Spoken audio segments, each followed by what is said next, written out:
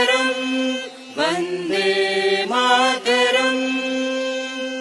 तुमि विद्या तुमि धर्मा तुमि हृदि तुमि मर्मा त्वं हि प्राणा शरीरे बाहुते तुमि मा शक्ति हृदये तुमि मा भक्ति।